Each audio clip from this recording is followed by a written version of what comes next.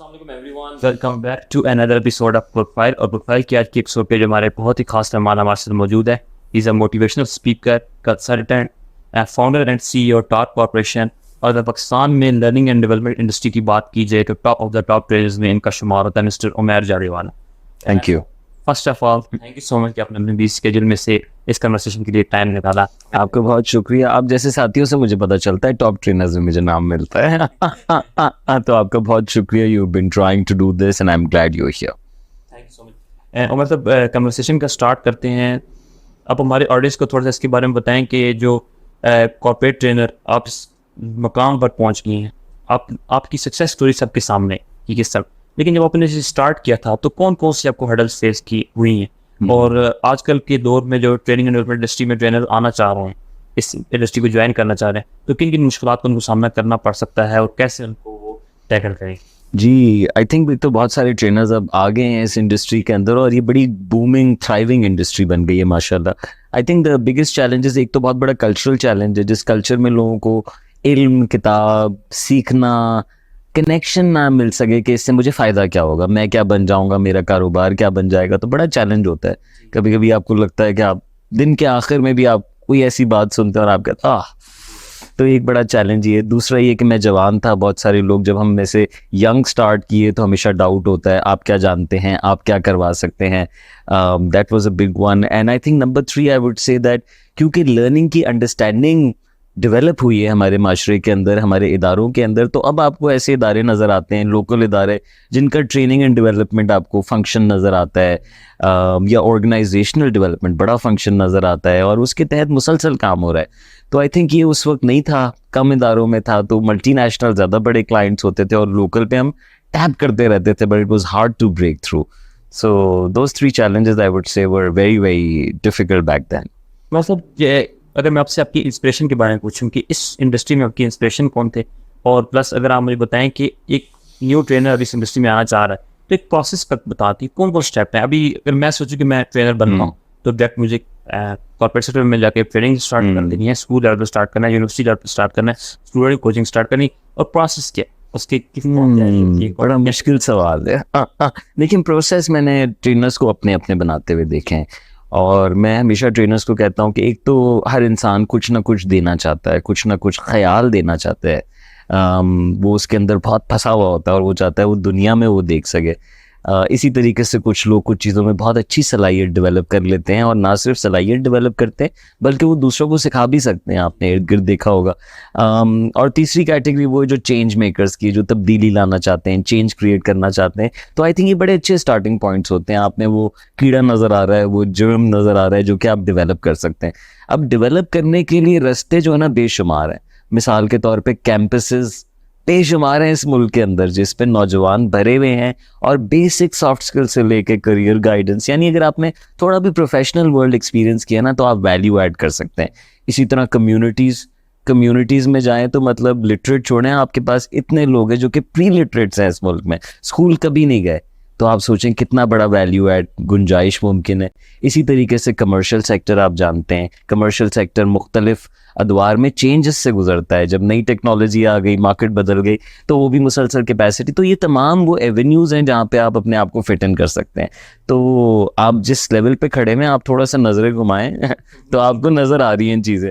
तो मेरे करियर के अंदर मैं अपने हिसाब से बताऊँ तो मैंने कभी कोई स्टूडेंट की गैदरिंग नहीं छोड़ी, किसी कम्युनिटी में, किसी कैंपस से, फ़र्क ही नहीं पड़ता मैं पहुंच गया वहाँ पे।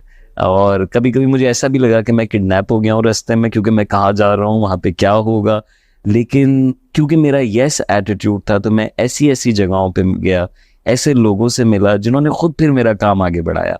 तो आई थिंक ये बरकत मैंने एक्सपीरियंस की, और मैं रेकमेंड करूँगा कि इसमें बड़ा गिविंग का एलिमेंट है, वो आपके दिमाग में होना चाहिए। फॉर यंग ट्रेनर्स बहुत जल्दी आ जाता है कि मैं टेकर हूँ। You not a taker, you are a net giver. उस्ताद नेट गिवर होता है हमेशा। नंबर 2, आप किताबें पढ़ें। एथलीट ने जिम जाना है, ट्रेनर ने मुताला करना है। एथलीट बगैर जिम के नहीं हो सकता, वो कितना भी बड़ा क्यों ना हो जाए, उसने अपनी जिमिंग ज़रूर करनी है, उसने नेट प्रैक्टिस ज़रूर करनी है। इसी तरह ट्रेनर ने भी अपनी लाइब्रेरी में ज़रूर जाना है, अपनी लेबॉरेटरी में ज़रूर जाना है, ना सिर्फ बेहतरीन ख्यालात सीखने बल्कि उनको इम्पार्ट करने के भी तरीके क्रिएटिवली बनाने हैं। सो ये जिम टाइम अपना ज़रूर डेडिकेट करें, और अक्सर लोग पढ़ने वाले नहीं होते हमारे माशरे में, और वो नज़र आ जाता है, वो ट्रेनिंग में आपको थोड़े टाइम में नज़र आ जाएगा. Last tip that can help young trainers is connect with other trainers. आप आइसोलेशन में नहीं है, आपसे पहले बहुत सारे लोग हैं, उन्होंने बहुत सारी गलतियाँ की हैं. आप जो सोच रहे हैं ना कि मैं ये करूँगा, आपसे पहले भी बहुत सारे लोगों ने, मैं तो जो आइडिया सोचता था मैं किसी सीनियर, तो वो कहता था हमने इस तरह का, और फिर मुझे वो बताते थे कि वो कहाँ फंस गया. तो मेरा सफ़र उसके आगे से शुरू होता था. एट टाइम्स क्योंकि मेरे साथ बड़े भी थे और मुझसे भी ज़्यादा यंग थे, तो वो फोर्स एक बहुत आपको कॉन्फिडेंस देती है जब आप फ्रेटर्निटी में खेलते हैं. ज़रूरी नहीं आप उस इदारे के अंदर हो, आप उस टीम के अंदर हो, लेकिन आप नेटवर्क के अंदर तो हो सकते हैं. तो उसमें दोनों तरह के मिलाएं, नेटवर्किंग इवेंट्स होते हैं, HR गैदरिंग्स बहुत अच्छी होती हैं, और ये तमाम आपको बिजनेस में भी हेल्प करती हैं, लेकिन उसके साथ साथ आप एक अपने आप को कनेक्टेड फील करते हैं. जब आप कनेक्टेड फील करेंगे तो आप ऑटोमेटिकली काम आपको मिलेगा भी, आप ढूंढ भी सकेंगे. इंस्पिरेशन देखिए मेरे अंदर ये तो एक लाइट तो थी, मैं उसको कहता हूँ ग्रीन लाइट, पाकिस्तान की लाइट. पाकिस्तान में मसाइल हैं, और क्या मसाइल, मैं जवान था, यंग, तो मुझे जो मसले नज़र आते थे, ख़ानदान फंसे हुए, मजहबी जमातें मुझे समझ नहीं आती थी, बड़े बड़े लोग अल्लाह का पैगाम दे रहे हैं जो कि खुद बांट रहे हैं, जो कि लड़ाइयाँ करा रहे हैं रंगों पे, दाढ़ी के साइज़ों पे. तो मेरे लिए ये तमाम बहुत पेन पॉइंट्स थे. इसी तरह स्कूल मेरे लिए अच्छा भी था, लेकिन बहुत सारी चीज़ों से मुझे इख्तलाफ होता था. मैं बड़ी बड़ी दरख्वास्तें लिखता था, स्कूल में एक्टिविज़म करता था, कॉलेजेस यूनिवर्सिटीज़ में मेरी वजह से कुछ उस्ताद छोड़ के गए कैंपस, मैं डीन के पास पहुंच के ये करने की ज़रूरत है. लेकिन ये जो एक रेस्टलेसनेस है ना, जो कि बहुत पाकिस्तानी नौजवानों में होती है, कुछ करना है, तो ये बड़ी अच्छी चीज़ है, एत नेमत है, ये मोटिवेशन है यार. ये मैं खुद से करता हूँ, मैं कर रहा हूँ और मैं करता रहूँगा, आपके कहे बगैर करूँगा, लाइक्स के बगैर करूँगा, तालियों के बगैर करूँगा, काम नहीं भी होगा तो भी करूँगा. This is my pen. इसी तरह आपका भी कुछ पेन है, और हर इंसान की जर्नी में अल्लाह ने सफ़र ही ऐसा बनाया है कि पेन्स हैं और वो आपके अंदर वायर्ड है. सो इस पेन को पर्पस में जो कन्वर्ट होना है, उसमें जो इंस्पिरेशन थे, एक तो शीरीन नकवी, कामरान रिजवी, साइमा खान, ये 3 लोग जिन्होंने फैसला किया नौजवानों के साथ काम करने का, और उन्हें फंसा के नहीं, गला दबा के नहीं, या इंसेंटिवाइज करके नहीं कि तुझे माल मिल जाएगा, बल्कि कि हम इस मकसद पे चल रहे हैं. तो वो जो मैंने उस्तादी देखी, वो जो मैंने लीडरशिप देखी, और वो जो मैंने इम्पैक्ट देखा, तो मुझे लगा कि जो मेरे अंदर जो खल है ना, उसका हल यही है कि लोगों की सोच बदले. सो फिर मैंने बहुत इस दरमियान किताबें भी बहुत पढ़ी थी टीनेज में. उसमें यंगेस्ट एंथनी रॉबिन्स, शॉन कवी, फिर उसके बाद Stephen Covey, Jim Rohn, doctor Wayne Dyer, ये वो लोग थे जो कि एंथनी रॉबिन्स, दिमाग, बिलीफ, मुमकिन है सब कुछ जो तुम्हारे अंदर कंसीव कर सकते हो. जिम रॉन, जिंदगी का फलसफा, you can do whatever in life, what are you gonna do, what do you want. और उसके अंदर the power of natural principles, you know, seed तुम देखो पीछे कितने बड़े बड़े दरख्त बन जाते हैं. सो मैंने बहुत यंग एज में इन उस्तादों से बेनिफिट किया. Doctor Wayne Dyer I'd like to mention because he helped me understand that we are not bodies that have spiritual experiences, but rather we are souls that are having physical experiences. और ये बातें मैंने मज़हब में भी सुनी थी, लेकिन इस अंदाज में समझी नहीं थी. तो वो पेन था, उस्ताद और माहौल, प्लेटफॉर्म मिल गया, और इतने सारे लोगों की इतनी खूबसूरत फ़लसफ़े जो कि मेरे इर्द गिर्द तो कोई नहीं जानता था. सो जब मैं क्लास में बात करता था दोस्तों से, तो हमेशा कहते थे तेरी बातें मुख्तलिफ हैं. वो चुपती हुई थी, but I do think that these people helped a whole lot and gave me a starting point. Lastly मैं ये भी बात करूँगा कि हमारे उर्दू अदब में भी बहुत खूबसूरत फ़लसफ़े मौजूद है, सूफियाओं के छोड़े हुए पैगामात हैं, और फेथ पावर्ड आपको कहानियों की सूरत में ऐसी बड़ी बड़ी बातें सीखने को मिल जाएंगी जो कि आप दुनिया में ट्रैवल करेंगे ना, तो और कल्चर्स वाले वहाँ तक नहीं पहुँच पाए. ये भी हुस्न है ना कि हर कल्चर के अंदर कुछ गोल्ड है. तो हमारे कल्चर का गोल्ड मैंने बानो कुदसिया, मुमताज़ मुफ्ती, कुदरतुल्लाह शाह, इन लोगों की किताबों से तो बस फिर सफ़र शुरू हो गया. Sorry for the long answer. और वो आपकी ट्रेनिंग से नज़र आता है, वो तमाम जी. आपके असातिज़ा, आप इंस्पिरेशन का वो नज़र आता है कि जो आप है, तो अब वही हम जंग. और अब मैं ये बिलीव करता हूँ कि, और शायद बहुत सालों से, कि इंस्पिरेशन ज़रूरी नहीं कि किसी इंस्पिरेशन इन स्पिरिट आना है. ये सांस लिटरली इसका मतलब है to inspire. To inspire means to ये सांस कहाँ से आ रही है? फ़लसफ़ा ये कहता था कि ये उसकी देन है, चले जा रही है। तो जब हम आहंग हो जाते हैं नेचुरल स्कीम के साथ तो वी आर इंस्पायर्ड। और ज़रूरी के बड़ा उस्ताद हो, when the student is ready the master appears. It doesn't even need to be a person. It can be a crow. We know it from the history. It can be nature in so many ways. So आप तैयार करने शागिर्द बनने का तो उस्ताद ही उस्ताद हैं। अच्छा Umar sir, जैसे आपने अभी बीच में एक वर्ड यूज़ किया मोटिवेशन, उसके ऊपर आपने काफ़ी की और स्पीचेस भी दी हैं, ट्रेनिंग भी करवाई हैं। What is motivation according?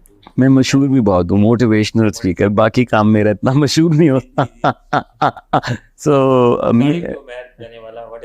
no, you don't have to take it according to me, but what where I have learned from and what I have understood is that we are already motivated. मेरा काम दूसरों को motivate करना नहीं है, किसी का भी काम दूसरे को मोटिवेट करना नहीं है, क्योंकि हर इंसान किसी ना किसी चीज़ की तरफ मोटिवेटेड है। ये ज़रूर हो सकता है कि वो उस चीज़ को बिल्कुल तवज्जो ना दे रहा हो। सो ये काम मुमकिन हो जाता है एक इंस्पिरेशनल सेशन से। इसमें कोई भी आपको आके अगर आपके मकसद पे ले आए ना कि आप ये कर रहे हैं, आप ये क्यों कर रहे हैं, where have you come from, where are you headed, what are you gonna leave behind, तो हर इंसान एक अलग जोन में आ जाता है और फिर वो ज़रूर सोचता है अपनी ज़िंदगी के बारे में। और फिर जो उसके अंदर जो आइडियाज़ आते हैं ना, मुझे ये करना चाहिए, मुझे वो करना, ये मुझे बताने की ज़रूरत नहीं है। लोग अक्सर ये वाली चीज़ बताते, तुम्हें ये करना चाहिए, तुम्हें ये करना चाहिए। मैं तो कहता हूँ हर इंसान को पता है कि उसको क्या करना चाहिए, लेकिन वो उस तरफ माइल नहीं होता। So for me motivational job that I do, I call it inspiration, and it is this breath returning, people realising कि ये हम सिर्फ काम धंधों के लिए और क्वालिफिकेशंस के लिए और मामलात सुलझाने के लिए नहीं, इस पूरे एडवेंचर का जो मकसद है मैं उसको निभाना चाहता हूँ। So I try people bringing towards that motivation. Scientifically आपके अंदर पेन और प्लेजर है, कुछ चीज़ें करने में आपको मज़े आया है, कुछ चीज़ों में आपको दर्द है, और आप, बड़ी लॉजिकल बात है कि आप प्लेजर को बढ़ाना चाहेंगे और पेन को कम करना चाहेंगे, राइट? अब इसमें चैलेंज क्या है? चैलेंज ये है कि हो सकता है कुछ चीज़ें जिनसे तुम्हें प्लेजर आ रहा हो वो असल में प्लेजरेबल ना हो। मिसाल के तौर पर तुम्हें किसी चीज़ से मज़े आ रहे हैं, अल्लाह ने कहा इस चीज़ में तुम्हारे लिए इवेंचुअल मज़ा नहीं है। इसी तरह कोई चीज़ जो कि तुम्हें बहुत ज़्यादा दर्द देती है, किताब उठाना, नमाज पढ़ना, माफ़ी मांग लेना, वो चीज़ तुम्हारे लिए हो सकता है अच्छी हो। सो ये जो पेन और प्लेजर हमारे अंदर वायरिंग है ना, ये 7 साल की उम्र तक ज़्यादा मजबूत हो जाती है। बाद में भी इसके ऊपर चीज़ें आती हैं, लेकिन 7 साल में जो है ना बड़ी वायरिंग हो जाती है। किस चीज़ में इज्जत है, किस चीज़ में ज़िल्लत है, ये 7 साल के बच्चा ऑटोमेटिकली आपको डेमोन्स्ट्रेट करके बता रहा है। वो हरकतें ही वो कर रहा होगा जिस पे उसको इज्जत मिल रही होगी, लेकिन माहौल तो कुछ भी हो सकता है। माहौल एट टाइम्स, आपको पता है ना, झूठ बोलने पे भी इज्जत दे रहा होता है। माहौल किसी का हक मारने वाले को बड़ा बना के दिखा रहा होता है। ऐसी भी फैमिलीज मिलती हैं, ऐसी भी चीज़ें। सो लोगों की वायरिंग फिर वो होती है। फिर क्या हम वैसे ही चलते रहें, या कोई वक्त आता है जिसमें आप देखते हैं कि आप क्या बन गए? सो ये बड़ा दूसरा अहम हिस्सा है मोटिवेशन की साइंस का, कि आप अपने दिमाग के अंदर जाएं, इस बात को तस्लीम करें कि कोई भी चीज़ डिफ़ॉल्ट प्लेजर नहीं है और कोई भी चीज़ डिफ़ॉल्ट पेन नहीं है। ये आपने सीखा है, और जो आपने सीखा है उसको आप अनलर्न भी कर सकते हैं, और जो सीखा है उससे बेहतर भी सीख सकते हैं, राइट? सो ये जो रीवायरिंग है, ये फिर एक लंबा प्रोसेस है। जो मोटिवेशनल सेशन जिसे कहते हैं या इंस्पिरेशनल सेशन जिसे कहते हैं, वो एक इब्तिदा होता है, और ज़रूरी नहीं कि वो लोग ही, कोई उस्ताद ही उनको वो रीवायरिंग कराए। एट टाइम्स लोगों में जब ट्रिगर हो जाती है कोई चीज़, तो वो खुद भी उसका हल निकाल लेते हैं। सो पेन एंड प्लेजर, ये दूसरा मेरा बड़ा साइंस जो मैं इस्तेमाल करता हूँ, और कोशिश करता हूँ कि लोग पहले देख सकें किस चीज़ में मज़े आ रहे हैं, किस चीज़ में खौफ है। मैं कहता हूँ अच्छा ये चलता रहे, हाँ, तुम ये मज़े लेते रहो, तुम ये खौफ अवॉइड करते रहो, तो क्या होगा? कुछ नहीं होगा। 5 साल बाद क्या होगा? 10 साल बाद क्या होगा? 20 साल। अब इंसान देख रहा है रिग्रेट, अब देख रहा है नुकसान उन हरकतों का जो बड़ी मोटिवेटेड अंदाज में कर रहा है। सो उसके अंदर ये थिंकिंग डेवलप होती है कि अगर मैंने ये आज फिक्स ना किया, या मैं कब तक इसको चलाता रहूँ। सो हिदायत अल्लाह के हाथ में, ये मेरा तीसरा पॉइंट है कि ये जितना इंटरवेंशन है, मेरे अंदर बिल्कुल ये ताकत नहीं है कि मैं तुम्हारे दिल का हाल जान सकूं, मैं तुम्हारी नीयत जान सकूं, या मैं तुम्हारे दिमाग में जो इस वक्त चल रहा है वो जान सकूं। और येट मुझसे क्लाइंट कहता है कि रिटर्न दिखाएं। मुझसे इंटरव्यू में पूछते हैं रिटर्न दिखाएं। तो ये मेरा तीसरा नुक्ता है कि जब हम अच्छी गैदरिंग्स क्रिएट करते हैं, जब हम आला गुफ्तगू करते हैं, जब हम रियली अपने आईने को देखते हैं और साथ ही ईमान लगाते हैं कि इससे बेहतर मुमकिन है, तो फिर हिदायत उसका काम होता है। हिदायत स्पीकर का काम नहीं होता, तो स्पीकर मैसेंजर होता है। तो हम पैगाम देते हैं, उसमें आप कहानियाँ दें, बहुत सारी चीज़ें दें, लेकिन यहाँ तक हद है बस। अब उसके बाद क्या है वो उसके ऊपर है कि दुआ करनी चाहिए कि उसको हिदायत मिले, और बहुत सारे लोगों को मिलती भी है। ये अल्लाह का वादा है कि जो भी नेक नियति से शामिल होते हैं ना किसी भी गैदरिंग में, तो वो उस जगह पे पहुंच जाते हैं जहाँ पे उन्होंने पहुंचना होता है।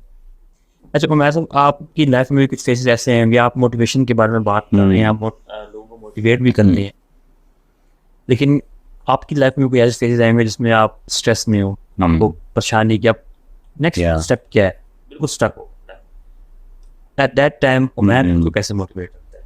कौन से ऐसे पैटर्न है अगर आप हमारी व्यूअर्स से शेयर करें? आई थिंक रिसेंटली तो बहुत ऐसे टाइम आए हैं फ्रॉम कोविड, जब हमारा पूरा बिजनेस हिल गया और जो मेरी लाइफस्टाइल बना हुआ था, मैंने चले जाना है 3-4 दिन बाद कहीं पे, तो कहीं कुछ नहीं हो रहा। तो बहुत सारे लोगों ने एक्सपीरियंस किया और ट्रेनर्स ने खास तौर पे किया।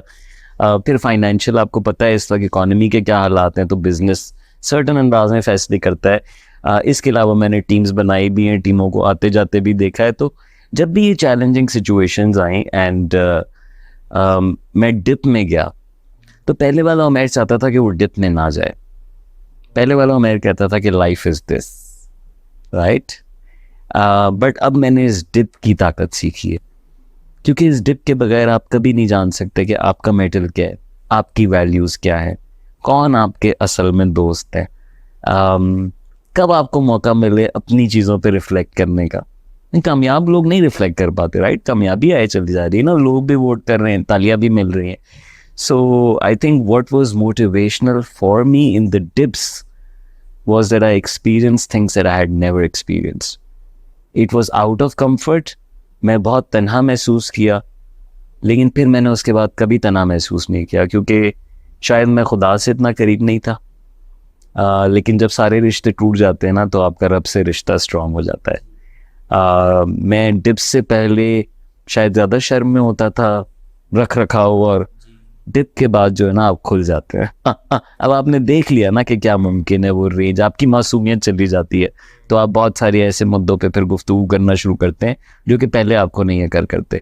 सो मेरे लिए तो मेरे डिप्स जो है ना बहुत ज़्यादा मुझे ग्रो करने में यूज़फुल रहे हैं, और मुझे मुख्तलिफ चॉइसेस जो करनी थी उस पर डिप बहुत अच्छा मौका होता है कि अब फैसला कर लो क्या करना है। इस चीज़ ने मुझे मोटिवेटेड रखा। एक तो अल्लाह की कुरान में ये आयत कि हर मुश्किल के साथ आसानी है। मैं हमेशा ये लाइन समझता था कि ये लाइन है हर मुश्किल के बाद आसानी है। फिर मेरे एक साथी थे बुरहान, उन्होंने मुझे करेक्ट किया, और फिर मैंने मज़ीद मुताला जब कुरान में किया तो ये आयत है कि हर मुश्किल के साथ, यानी अभी मुश्किल पड़ी हुई है और वो कह रहा है कि आसानी है साथ, तुम देख नहीं रहे, तुम्हारी आंखें उस दरवाजे पे हैं जो कि बंद है, लेकिन मैंने और दरवाजे बहुत खोल दिए हैं। कभी कभी हम बहुत करीब हो जाते हैं अपने टाइटल के, कभी कभी हम अपनी औलाद के बहुत करीब हो जाते हैं, अपने माल और छोटे छोटे मटेरियल के बहुत करीब हो जाते हैं, लेकिन हम असल में उसमें से किसी के लिए भी है नहीं। We are here not just for that adventure. So I think बहुत बरकत होती है, और जब मुश्किल वक्त है अगर आप उसमें शुक्र दिखा देना तो आप इतना सुकून महसूस करेंगे, और फिर जो आपका सफ़र होगा ना वो अलग फुलफिलमेंट रखेगा। दूसरा, मुश्किल वक्तों में आपका नेचुरली दिल चाहता है कि आतिफ असलम के गमगीन गाने सुने थे, दिल तोड़ने वाली चीज़ें पढ़ें थे, 2 और लोगों से मिले वो भी रो रहे थे, आप भी ज़रूर मुश्किल वक्त में थोड़ा सा रोना चाहिए, सोग मनाना चाहिए, लेकिन उसको तारी नहीं करना चाहिए अपने ऊपर, राइट। क्योंकि वो ईमान की कमी है। तुम ये कह रहे हो कि ये मुश्किल बहुत बड़ी है और मेरा खुदा बहुत छोटा है, तुम ये कह रहे हो कि उसने मुझे अकेला छोड़ दिया, तुम ये कह रहे हो कि वो मुझे देख नहीं रहा, उसने मुझे, ऐसे तुम्हारी माँ नहीं करती, ऐसे तुम्हारा खुदा कैसे कर सकता है। तो अगर उसने तुम्हें इस एडवेंचर पे छोड़ा है ना और इस मुश्किल में डाला है, तो वो चाहता है कि तुम कुछ हासिल कर लो, और वो यकीनन नहीं चाहता कि तुम CEO बनो, वो यकीनन नहीं चाहता कि तुम XYZ बनो, लेकिन वो ये चाहता है कि तुम अपने गम और खौफ से आज़ाद हो जाओ। और जब तक नहीं होगे तब तक ये चलता रहेगा। सो नेचुरली आपका दिल चाहता है सैड चीज़ों की तरफ जाने का, उस वक्त अपने आप को पुश करें पॉजिटिव चीज़ों की तरफ। लास्टली जब मुश्किल हालात आते हैं तो आप सब कुछ छोड़ देते हैं, ना छोड़ें, माँ बाप ना छोड़ें, अच्छे दोस्त यार ना छोड़ें, आपको जिन चीज़ों में मज़ा आता है ना छोड़ें, आपको जो एक्टिविटीज़, जो हॉबीज़ प्लेजर देती हैं, जो भी काम आप करने में खुशी महसूस करते हैं, अगर आप वो जारी रखेंगे ना तो ऑटोमेटिकली जिस डायमेंशन पे आप स्ट्रगल कर रहे हैं ना, देखें आप होल हैं, वो काम एक डायमेंशन है, वो रिश्ता एक डायमेंशन है। हम कहते हैं मैं पूरा, ये काम ये पूरा नहीं है, बाकी चीज़ें सही चल रही होंगी ना तो वो ऑटोमेटिकली उसको भी फिक्स कर देंगे। और ये आपकी बात बिल्कुल दुरुस्त है कि मैं अपना एक वाकई शेयर अगर आपकी इजाज़त है। श्योर मैं यूँ सफ़र कर रहा हूँ और टेंशन में, और खिड़की की तरफ मैंने देखा, स्क्रीन से मैं बाहर देख रहा हूँ, गाड़ी चल रही है और मेरी आंखों में आंसू आ गए ना। वो मैं इस टेंशन को एक पॉइंट पे मैं परेशान था कि यार ये किस चीज़ होगी, ये क्या चीज़ होगी। और जब तक मेरे माइंड में पता नहीं अल्लाह ताला की तरफ से दिल में बांध आई है कि अब ये इस तरह है ना, पहले तो चीज़ खुशी थी ना, या बाकी तो पॉइंट्स तो देखो ना, इस पॉइंट में परेशान है बाकी मैंने फ़ौरन मैंने कहा अल्लाह मैं ना शुक्रिया जता रहा हूँ, तो माफ़ी मांगता हूँ, तो मैं शुक्र अदा करता हूँ कि ये भी इंसान जब मुझे और मैं सब विद इन 5 मिनट वो मेरा मसला हल हुआ, और विद इन 5 मिनट मेरे आंसू और मैं खुश बात कर। और मैं जब फिर उस टाइम मैंने रियलाइज़ हो गया यार ये तो मैंने फिर शुक्राने का नस्ल अदा की, मैंने कहा Fascinating, amazing, right? एक दरवाज़ा अगर बंद है ना तो You were in an inspired moment in my interpretation. तुम inspired थे उस वक्त। Inspired जो होता है ना वो रो लेता है, वो हंस लेता है, वो उसको आमद आ जाती है। जो अना में होता है वो फंसा हुआ होता है एक स्टेट के अंदर। ब्यूटीफुल। और मैं सब हम थोड़ा प्रोफेशनल ट्रेनिंग की तरफ आते हैं। आपने बहुत सारे प्रोफेशनल्स को ट्रेन किया है, लेकिन एक टर्म है professional. Yeah, my teacher taught me this, Kamran Rizvi. He said professional is somebody who commits and delivers. Commits and delivers. जो उसका कमिटमेंट है उसकी डिलीवरी भी वैसी ही होगी, जो उसका वादा है, जो उसने वक्त बताया है। और इस डेफिनेशन पे मैं अपने आप को भी शामिल करता हूँ और अक्सर पाकिस्तानियों को भी शामिल करता हूँ कि हम ये लैक करते हैं प्रोफेशनलिज्म, राइट? कि हम कहते कुछ हैं और करते कुछ है, ओवर कमिट करते हैं, अंडर डिलीवर करते हैं। एक क्लाइंट आ जाए तो उसको छोड़ के फिर अगले पे लग जाते हैं, जो आया हुआ है उसको पूरा नहीं करते। इसी तरीके से जो काम को निभाने का अंदाज़ है ना, मिसाल के तौर पे हर चीज़ को करने का एक खूबसूरत अंदाज है, अल्लाह पसंद करता है, वो एहसान हुस्न से निकला है, हुस्न से एहसान निकला है, उसका हुक्म है एहसान करो हर शख्स के साथ, हर ट्रांजैक्शन के साथ, हर अमल के साथ। तो उसको काम करने का एक बेहतर तरीका है। और जब आप प्रोफेशनल दुनिया की बात करते हैं तो जो भी आप फंक्शन है, जो भी आपका रोल है, उसको करने का इफ़ेक्टिव तरीका है, एफिशिएंट तरीका है। सीखें, वो ज़रूरी नहीं आप ट्रेनर से सीखें, आपको मेरा सीखने की ज़रूरत नहीं, कहीं से तो सीख लें। ये जो आप मेरे सामने रजिस्टर चला रहे हैं और मुझे कह रहे हैं यही हो, ऐसे ही होता है, ऐसी मिसाल पे आप सोच लें ना कितने बड़े बड़े आपको। So and lastly I think professionals are not just doing it for the heck of it. I think there is what powers professionalism. आप क्यों उसको अच्छा निभाएंगे, आप क्यों उसको अच्छा करेंगे, आप क्यों उसको उस ट्रांजैक्शन से बुलंद देखेंगे। जब आपका फ़लसफ़ा सिर्फ ये नहीं होगा कि आप माल बना लें, बल्कि फ़लसफ़ा ये होगा कि आप सर्व कर दें। माल तो बन जाएगा, जो सर्व करता है उसको मिल ही जाता है।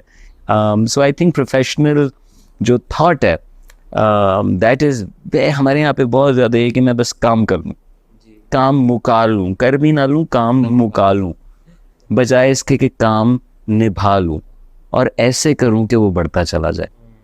और हम छोटी सेगमेंट्स को उतनी तवज्जो नहीं देते जितने बड़े क्लाइंट्स की उतना पैशनेट नहीं होते, वो प्रोसेस फॉलो नहीं करते, बस सिर्फ ये अगर आप लिबास देख के इज्जत देते हैं, अगर आप काम का साइज़ देख के अपना कंट्रीब्यूशन डिसाइड करते हैं, तो ये बहुत ही लिमिटिंग थॉट है। मेरे दायरे में ये हमेशा से था कि हम पेड असाइनमेंट करें या फ्री करेंगे वही चीज़, नो डिफरेंस, नो डिफरेंस कि मैं आज फ्री पे, और उसको पता भी नहीं चलना चाहिए ऑडियंस को कि ये पेड में और सो सर्विस है ना।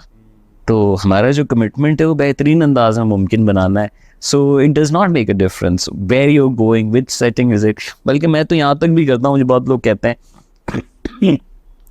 कहते हैं आपके सामने यंग ऑडियंस बैठी हुई है, आपके सामने फला गाँव वाले बैठे हुए, आप ऐसी बात है। मैं नहीं अंडरमाइन करता ऑडियंस को, मुझे ये सानिया सईद ने सिखाया था। Sania Saeed is been a wonderful actress, theatre performer, और वो मुझे बताती थी कि ज़िया साहब के दौर में गलीलियो का शो वो परफॉर्म करते थे और मजदूर तालियां बजाता था पाकिस्तान का, क्योंकि बनाने वाले के दिमाग में ये था कि ये समझ सकते हैं लोग, अगर मैं एज अ ट्रेनर अंडरमाइन कर रहा हूँ अपनी ऑडियंस को, नहीं इनको मैं यही सिखाऊं, तो वो उधर ही रहते हैं फिर। तो मैंने यंग लोगों को ऐसी बातें बताई हैं जो मैं CEOs को जाके बताता हूँ, और मैं आपको बताऊं यंग लोग ज़्यादा बेहतर अंदाज में रिसीव करते हैं। इसी तरह आप देखें, इतने मेरे साथी ट्रेनर रहे हैं जो कि देहातों से उठे हुए, और वो क्या कमाल काम कर रहे हैं आज। अगर उनके सामने जो भी लोग हैं, अगर उनको अंडरमाइन करते कि ये तो गांव का है, अच्छा इसका तो लेवल ये बनता है ना ट्रेनिंग में, गांव वाला है तो इसको ट्रेन कर सकता है, नहीं, मेरे इदारे में गांव वाले बच्चे आके ग्रामर स्कूल में ट्रेनिंग कराते थे। सो आई थिंक दैट इज़ बहुत ज़रूरी है इस तरह की थॉट होना। फिर इस तरह से आपका काम जो है ना वो काम नहीं रहता, you know, it becomes a different kind of an adventure. Otherwise काम आपको टायर करता है, थका देता है, एक कॉल है तो एक और कॉल आ गए, इस तरह में आप कहते हैं another person is willing to be transformed, what an opportunity। मतलब सॉफ्ट स्किल्स पर काफ़ी ट्रेनिंग करवाते हैं, तो आपके ख्याल से कि अगर हमारी ऑडियंस में स्टूडेंट्स हैं, आर्टिफिशियल हैं, फ्रीलांसर्स हैं, कौन सी soft skills in next 1 decade में रिक्वायर्ड है या जरूर इनको अपना क्या सीख लेना चाहिए? या एक तो मैं रेकमेंड करूँगा वर्ल्ड इकोनॉमिक फोरम। वैसे भी जो लोग देख रहे हैं और ख़ास तौर से you know leadership thought process देखना चाहते हैं कि दुनिया किस डायरेक्शन में जा रही है, और आपको पता है economics is the big driver whatever we are doing, और जो भी हम ये काम आपने मेंशन किए हैं ये इकोनॉमिक एक्टिविटीज़ हैं, राइट। सो अगर आपने देखते रहना हो और थिंक टैंक्स की और दुनिया के लीडर्स की और रिसर्चेस से जानना हो, तो वर्ल्ड इकोनॉमिक फोरम शाये करता है कि अब सबसे ज़्यादा इन डिमांड स्किल सेट्स क्या हैं। मेरी नज़र में सबसे ज़्यादा essential soft skills pack, speaking from our land, problem solving, और उससे पहले ऑटोमेटिकली आप क्रिटिकल थिंकिंग लगाएंगे। ये आपको पाकिस्तान में इस वक्त नज़र आ रहा है कि हम क्रिटिकल थिंकर्स नहीं हैं, जो सुनते हैं पसंद आ गया तो लग गए थे, इदारे में भी तो सियासत हर जगह पे यही है। और दूसरा इसमें चैलेंज ये भी होता है कि जब आप क्रिटिकल थिंकिंग नहीं होते तो आप वही गलतियां करते रहते हैं, आप अपनी अप्रोचेस बेहतर नहीं करते, आप रिफ्लेक्ट नहीं करते, तो आप देखेंगे कि हमारी कहानी वही चले जा रही है, हम बार बार वही। Critical thinking very very crucial. Number 2, problem solving. मसले बताने वाले ना बने, मसले हल करने वाले बने। और ये जो माइंडसेट है कि अगर मसला है तो मौका है, और उस मसले से मौके तक का सफ़र, उसको सॉल्व करने के जो स्टेप्स हैं, पूरा सॉफ्ट स्किल्स पैक है और बहुत इन डिमांड स्किल है। इसी तरीके से आपने मेंशन कर दिया एंटरप्रेन्योरियल माइंडसेट भी इन्हीं चीज़ों से मिलके बनता है कि एंटरप्रेन्योर मसले नहीं देखता बल्कि मौके ढूंढ रहा होता है। एक्चुअली तो जॉब में भी आप यही कर रहे हैं, आप हल देते हैं इदारे को जिस पे इदारा आपको रिवॉर्ड करता है। तो जो लोग कहते हैं ना मैं फंसा हुआ हूँ, वो कम हल दे रहे हैं इदारे को, उन्हें बड़े हल देने की ज़रूरत है। Second skill set that I would like to talk about in today's times is, and these are Cs actually, और मैं तीनों को मिला देता हूँ। कॉन्शियसनेस। अब आप देखें ज़बान पे ताला लगाने की ज़रूरत है, सेंसिटिविटी आ गई है जेंडर के हवाले से, डाइवर्सिटी के हवाले से। ऐसे नहीं जो दिल में आया बोल दिया, अपने बारे में ज़्यादा कॉन्शियस होना। आप देख रहे हैं लोग माइंडफुलनेस की बात कर रहे हैं, लोग ज़्यादा डिसकनेक्ट टू कनेक्ट की बात कर रहे हैं। सो प्लीज़ अपने आप को और कॉन्शियस बनाएं कि आपका हर अमल जो है उस स्क्रिप्ट के मुताबिक हो जो कि आप रियली चाहते हैं, बजाय इसके कि वो जो आपको बचपन में दिया गया है। नंबर 2, इसी सी में आप ऐड करें कम्युनिकेशन। आप जानते हैं आप दुनिया को कुछ भी करवा सकते हैं, इन्वेस्टमेंट जीत सकते हैं, बेच सकते हैं, कनेक्ट कर सकते, अगर आप लिख सकते हैं, अगर आप बातचीत कर सकते हैं, अगर आप सुन सकते हैं, रिस्पॉन्ड कर सकते हैं। So communication pack. और तीसरा सी इज़ क्रिएटिविटी, कि हम फंस जाते हैं, हम कहते हैं क्या करें, तो क्रिएटिव दिमाग कहता है ये भी कर सकते हैं, ये भी कर, ऑप्शंस बनाता है, ऑल्टरनेटिव्स बनाता है, and I think very crucial in today's times.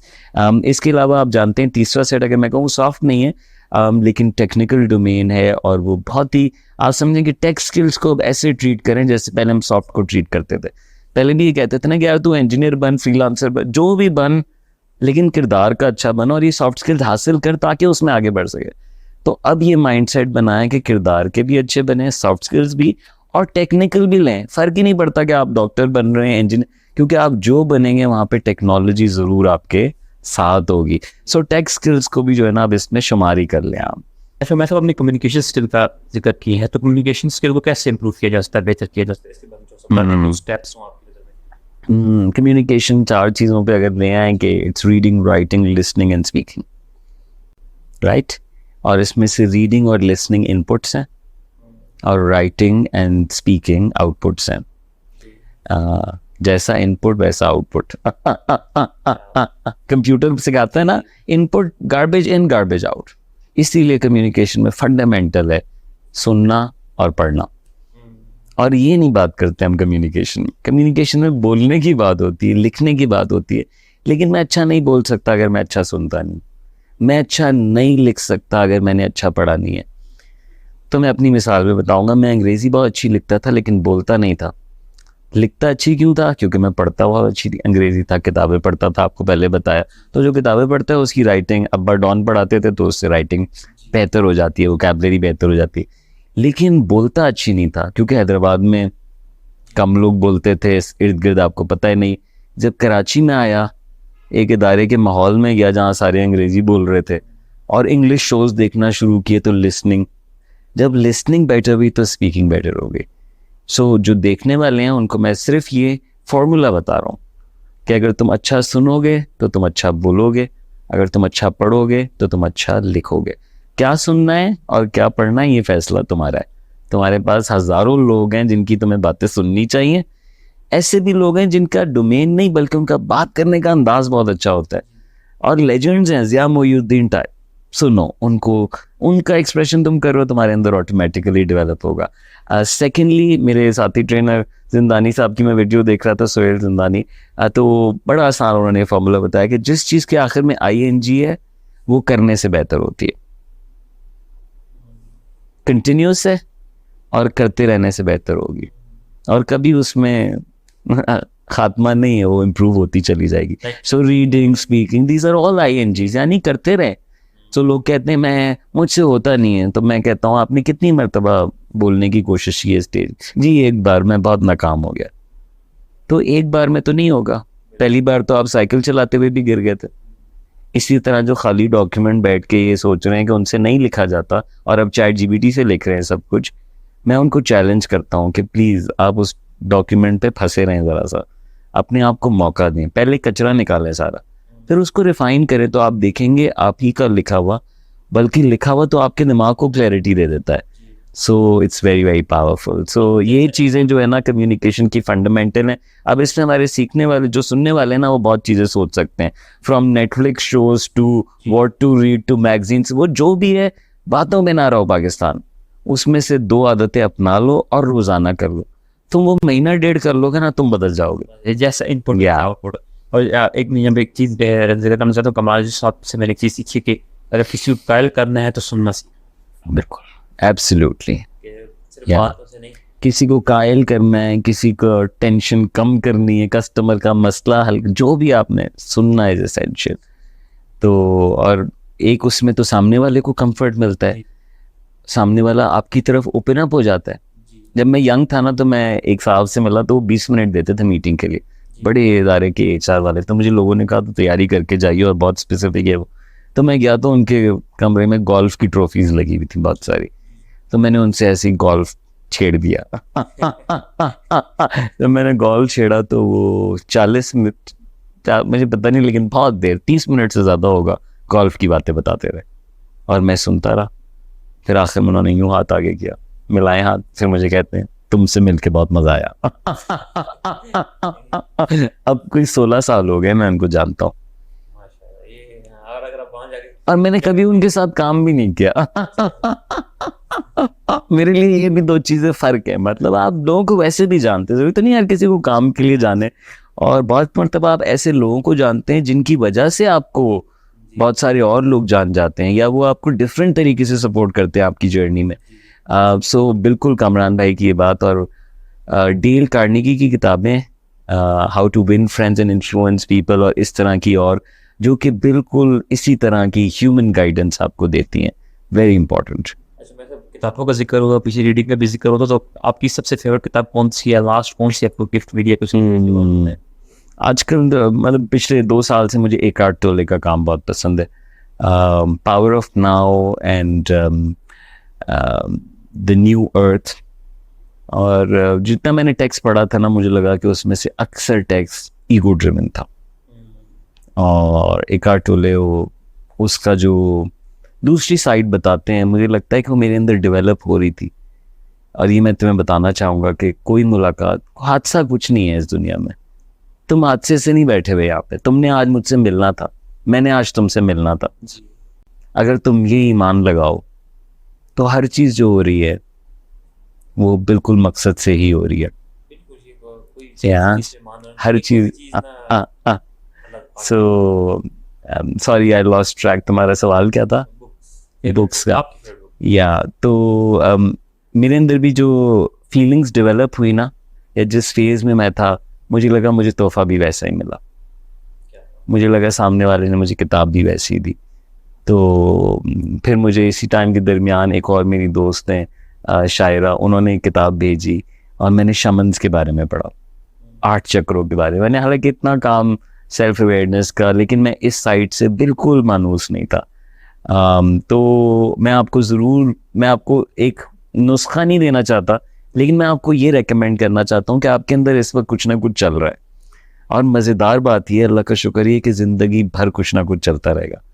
और जो चल रहा है वो और लोगों की ज़िंदगी में चल चुका है. कुछ नहीं, उसको बहुत अच्छा चला है. कुछ आपको उस पर चलने की बड़ी अच्छी गाइडलाइन दे सकते हैं. अल्लाह ने हिदायत से कभी इस दुनिया को खाली नहीं छोड़ा, ये उसका वादा है.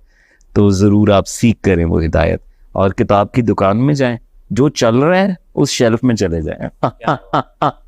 और किताबें उठाएं और आप ओन करें. जैसे एक एक कपड़ा देखते हैं ना, किताबें खोल लाइव. किताब वाले को कोई मसला नहीं, आप आधा दिन गुजार दें उसकी दुकान में. वैसे ही इतने कम लोग हैं. उन्होंने तो लाउंजेस बना दिए कि लोग आ जाएं, बैठ जाएं. आप वहाँ बैठें 2 दोस्तों के साथ, पढ़ें. जो किताब आप एक सफ़े से ज़्यादा उस वक्त पढ़ पाते हैं ना, वो उठा के ले आएं.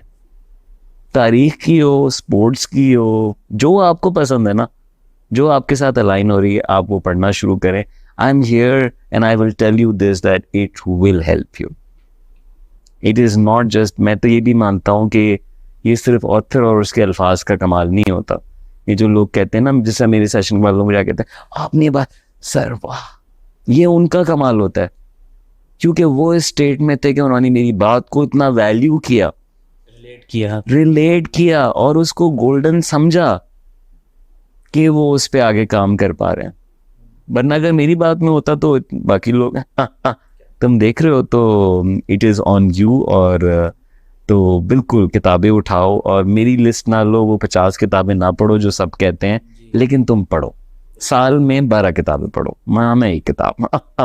चाहे पतली से शुरू कर दो, ठीक है, जो बहुत छोटी भी होती है ना, जो कि आप जिस तरह रिच डैड पुअर डैड, छोटी सी किताब, इतना अहम उसके अंदर फाइनेंशियल फलसफा है, आपकी ज़िंदगी बदल सकती है. और इस वक्त पढ़ने वाली किताब है, आपको समझ आ जाएगा कि क्या अखराजात हैं, क्या इन्वेस्टमेंट है, कैसे मैं प्रॉस्पेरिटी कमा सकता हूँ. वो किताब कोई भी नौजवान पाकिस्तान का, प्री लिटरेट भी हो ना, मत प्री लिटरेट नहीं, लेकिन जो आप कह रहे हैं कि जो अंग्रेजी बहुत ही कम जानते, वो भी पढ़े ना, तो वो 2 हफ्ते में मुका देगा उसको. सो शुरू हो जाए. और मतलब बुक्स के अलावा कोई वेब सीरीज, कुछ शो, जी, पर्सनल ग्रोथ भी हो, प्रोफेशनल ग्रोथ भी हो, तो क्या है? मैं बहुत अमेज होता हूँ. आजकल तो बहुत अच्छे पॉडकास्ट पे डिस्कशन हो रहे हैं और ऐसी बातें सुनने को मिलती हैं जो कि पहले नहीं मिलती थी. लेकिन मैं अनफॉर्चुनेटली बहुत वीडियो बेस्ड रहा नहीं हूँ, और मुझे बहुत पेशेंस नहीं होता मेरे अंदर. Probably have been on the top of my list for a very long time. And for the diversity of ideas, इतने ख्यालात, और 20 मिनट से ज़्यादा नहीं है कोई ख्याल. और ऐसा है जो कि तहकीक हुआ हुआ है, जो कि पोटेंशियल रखता है. It is an idea worth sharing. तो अगर आप रोज़ाना, मैंने प्रोग्राम किया, उसमें 30 दिन मैंने पार्टिसिपेंट्स को चैलेंज किया, रोज़ाना एक टेड टॉक. जब वो 30 दिन बाद आए ना, तो मैं तुम्हें बता नहीं सकता वो कितने ख्यालात के मालिक थे. एक सवाल पहले था, मैं क्या करूं. उस दिन मैंने सवाल सुना, सर मैं क्या क्या करूं. फिर मैंने ट्रेनिंग में ये कहना शुरू कर दिया. 2 तरह के लोग हैं, वो जो कहते हैं सर मैं क्या करूं, दूसरे मैं क्या क्या करूं. तो ख्यालात तुम्हारा दिमाग जो है ना वो अमीर हो जाता है। जब तुम अंदर से अमीर हो गए ना तो बाहर की अमीरी फिर बहुत ही छोटी चीज लगना शुरू हो जाती है। उमैर साहब का दिन कैसे देते हैं? यार मेरा दिन इंटरेस्टिंगली, क्योंकि मैं एक ऐसे काम में हूँ जिसमें कभी कभी मैं पूरा महीना ज़्यादातर टाइम बाहर होता हूँ, पूरे मुल्क में घूम रहा होता हूँ, और कभी ऐसा भी होता है कि मैं 2 हफ्ते स्ट्रेट घर पे बैठा हूँ।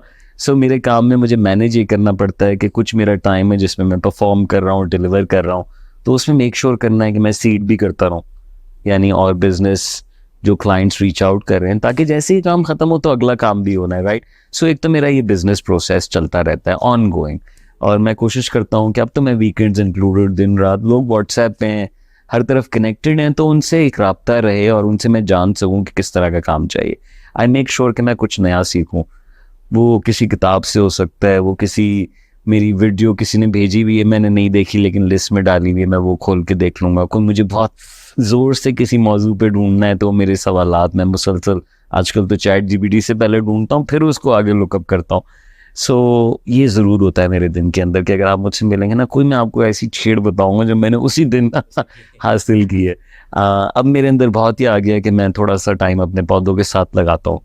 इट्स हाँ, और ये मुझे बहुत खुशी देता है, और मैं बहुत तब्दील हो गया हूँ इसकी वजह से। मैंने लोगों को ग्रो करते हुए पहले देखा है और पौधों को ग्रो करते हुए बाद में देखा है, और पौधा जो है ना ईमान जगा देता है, तो मैं इनके साथ टाइम ज़रूर लगाता हूँ। फिर बेगम बच्चे के साथ मुझे बहुत जॉय मिलता है, बहुत ही I think it's such a blessing to have a child. So आजकल मेरे दिन में ये बड़ा शामिल हो गया है। इसके अलावा मेरे दोस्त यार हैं, मैं जिन जगहों पे जा रहा होता हूँ, जैसे मैं भी लाहौर से आया हूँ कल, आप जानते हैं कि वो मुलाकातें मेरी। सो मैंने ज़िंदगी को ऐसे नहीं शेप अप किया कि मैं 9 to 5 और फिर वीकेंड जैसे अक्सर लोगों की ज़िंदगी होती है, क्योंकि मेरा काम भी मुख्तलिफ है। तो मेरे लिए कभी कभी मंडे ऑफ डे होता है और संडे वर्क डे होता है। तो मैं कल आपके साथ संडे काम कर रहा था, राइट, और आज मेरा ऑफ डे है।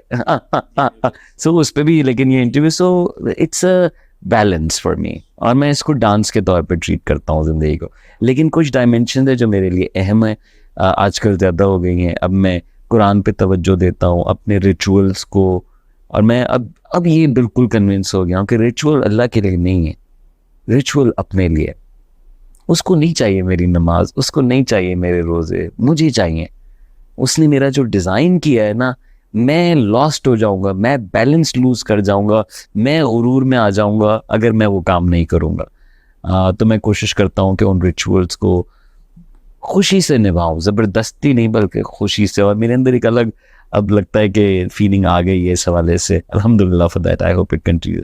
सो yeah that's the day. Plus lastly एक और जो मेरी प्रैक्टिस है, कोई भी मुझे रीच आउट करे कहीं से भी, व्हाट्सएप पे, सोशल मीडिया पे, तो मैं जवाब ज़रूर देता हूँ, चाहे मैं 6 महीने बाद जवाब दूँ, तो ये काम भी साथ साथ चलता रहता है। तो मेरी एक लिस्ट थी जिसमें मैंने वो काम लिखे थे जो मैंने करने, और वो लिस्ट अभी भी है मेरे पास। अमेजिंगली मैं तुम्हें बताऊं कि उसमें से बहुत सारे काम हैं जो हो भी गए, और कैसे हो गए, किसने करवा दिए, कहाँ से, लेकिन मेरे दिमाग में आइडिया आया था ना, तो मैंने उसको जाने नहीं दिया, मैंने उसको लिख लिया। तो मैंने फिर उसको होते हुए भी देख लिया। ऑटोमेटिकली चीजें यस, उसको अचीव करने में। मेरा अब इस पे एक और भी ईमान है, वो ये कि ये जो आता है ना तुम्हारे दिमाग के अंदर, खिड़की खुलती है, एक वक्त में 10,000 लोगों के दिमाग में एक ही खिड़की खुलती है इस दुनिया में। तुम्हारे दिमाग में कोई नया आइडिया आता है ना, तुम लुकअप करो तो तुम्हें इंटरनेट पे पहले से नजर आएगा। तो तुम्हारे दिमाग में कैसे आया, कौन बेचता है ये आइडिया, खुद ही आए चले जा रहे हैं। तो ये मेरा फोन डिस्कनेक्टेड नहीं है, ये इंसान का बनाया हुआ है। तुम अल्लाह के बनाए हुए हो, तुम डिस्कनेक्टेड नहीं हो।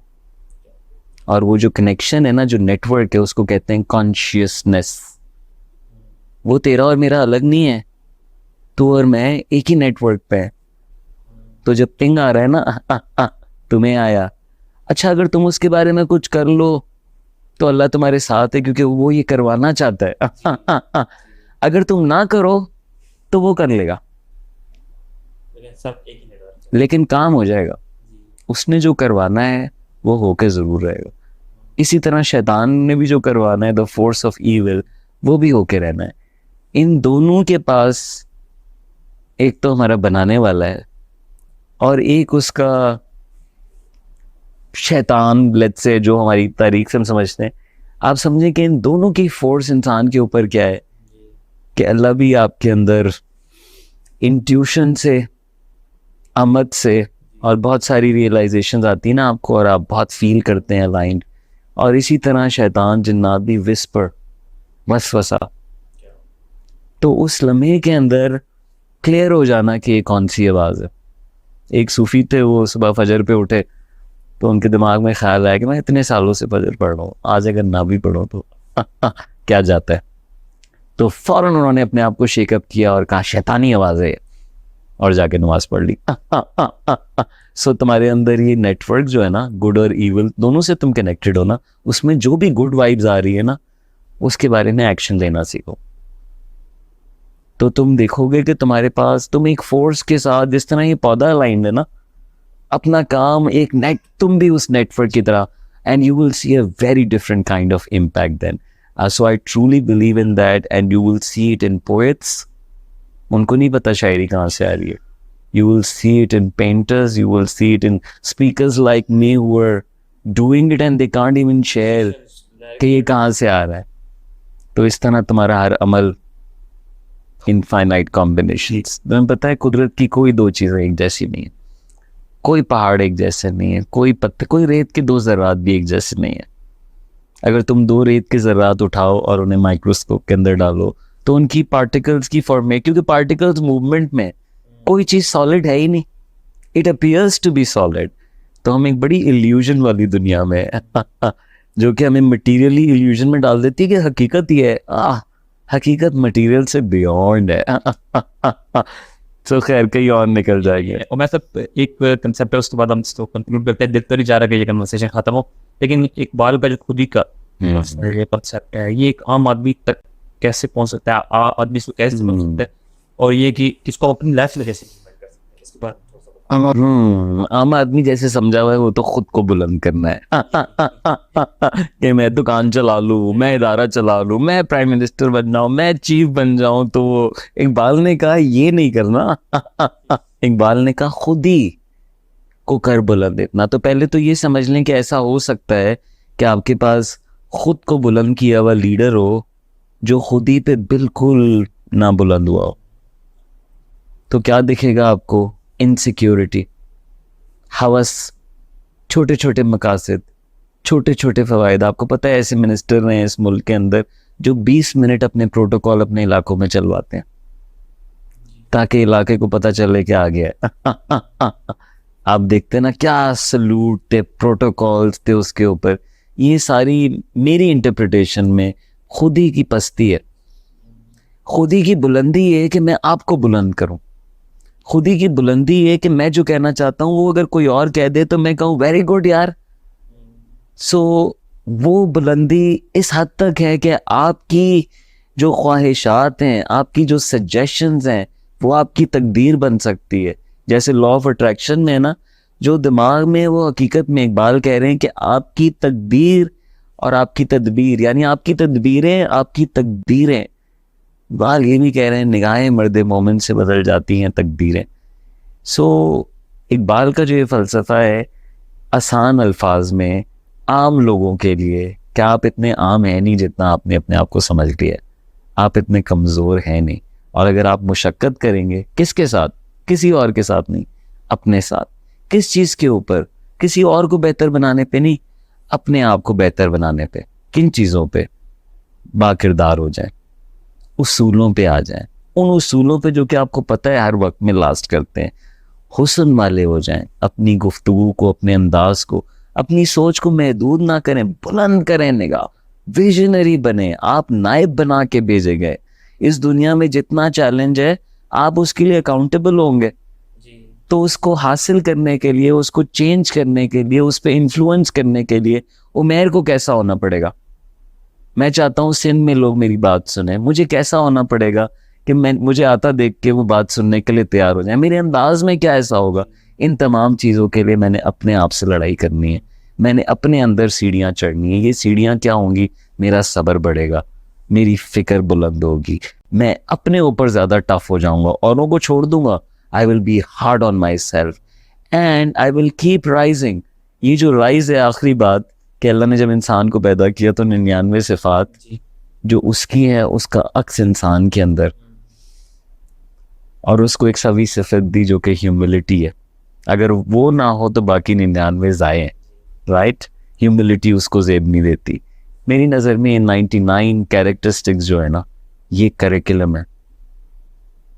हमने इस पे एक्सेल करना है अपने आप को। मिसाल के तौर पे वो बेहतरीन जज है, हमने अच्छा जज बनना है इस दुनिया के अंदर। वो पहला है, हमने पहला होना है जहां मौका मिले। वो आखिर तक है, उसके बाद भी है, आप जहां हो सके आपने होना है। वो सुनता है, आपने सुनने वाला बनना है। आज हमने बात की है, उसने ये सारी तख्लीक की है, वो द क्रिएटिव है, आपने मैंने क्रिएटिव होना है। ये सारे सॉफ्ट स्किल्स करिकुलम में बाय द वे, राइट। सो ये 99 सिफात अगर आप इनमें से द हटाएंगे ना तो ये सारी इंसानी है। द अल्टीमेट होता है, अल्टीमेट वो है, और वो ये चाहता है कि आप उसके करीब आ जाएं। तो अल्लाह के करीब आना क्या है कि मैं सजदा करता रहूँ, मैं कहूँ God is great, God is great, God is great, और मैं अपना काम ऐसा बना लूँ, मैं अपने आप को ऐसा बना लूँ कि लोग मुझे देखें और कहें सुभान अल्लाह, कि तुम्हारा अमल उसकी इबादत तक पहुंचा दे लोगों को। लोग कहें ये इतना हसीन है तो इसका बनाने वाला कितना हसीन होगा। सो खुद ही को कर बुलंद इतना। और अगर आपने ज़िंदगी में बहुत बुलंदियां हासिल की, लेकिन अगर आप अपने अंदर नहीं बढ़ सके, अपने खौफ से आज़ाद नहीं हो सके, अपने गम से आज़ाद नहीं हो सके, अपनी छोटी मोटी फ़िक्रों में फंसे रह गए, तो यकीनन आपने वो एक्सपीरियंस नहीं किया। फिर आप तकदीरें नहीं बदल रहे। मेरा दिल तो नहीं चाह रहा कि ये कन्वर्सेशन खत्म हो, लेकिन एट द एंड मैं लास्ट क्वेश्चन आपसे पूछता हूँ कि हमारी ऑडियंस में स्टूडेंट्स भी हैं, फ्रीलांसर्स भी हैं, फ्रीलांसर्स भी हैं, जो भी देख रहे हैं, वन बेस्ट एडवाइस अगर आपने तो देनी हो तो क्या हो? मिलाने वाले बने। बहुत बड़ा मर्तबा होता है वो लोग जो कि मिला सकें। तोड़ना तो बहुत आसान काम है। तो जहाँ आपको तोड़ने वाले नज़र आ रहे हो और या ये वहाँ पे एंड लेके जाएं। तो मैं तो एंड का बिलीवर हूँ, और इस दुनिया में आपकी ज़रूरत है जितनी मेरी ज़रूरत है, और उतनी ही उनकी ज़रूरत है जो कि हमारी वीडियो बना रहे हैं इस वक्त। तो हम सब ज़रूरी हैं, हम सब ने साथ चलना है, और हम बहुत टूट रहे हैं, और जिन चीज़ों पे टूट रहे हैं ना उन पे हम हंसेंगे बाद में। सो ना टूटें। जब हो रही है तो हमेशा लोगों को बुलंद कर दें और उनकी हरकतों पे बात करें। बोले यार तू बहुत अच्छा है, तेरा ये काम मुझे पसंद नहीं आया, ताकि हम ज़्यादा मिल सकें। क्योंकि इस वक्त हम बहुत ज़्यादा तफरकों का शिकार हो गए हैं, और वो बड़ा आसान होता है। फिर कोई और हमें मज़ीद भी तोड़ सकता है, बल्कि कुछ भी कर सकता है। Again thank you so much for this time. बहुत ज़बरदस्त कन्वर्सेशन भी, बहुत ज़बरदस्त कन्वर्सेशन रही है। मैंने तो बहुत कुछ सीखा है। उम्मीद करता हूँ हमारे इस इंटरव्यू से, इस कन्वर्सेशन से हमारे व्यूअर्स भी बहुत कुछ सीखेंगे। इंशाल्लाह इंशाल्लाह मिलते हैं नेक्स्ट एपिसोड में। तब तक के लिए अल्लाह हाफिज़।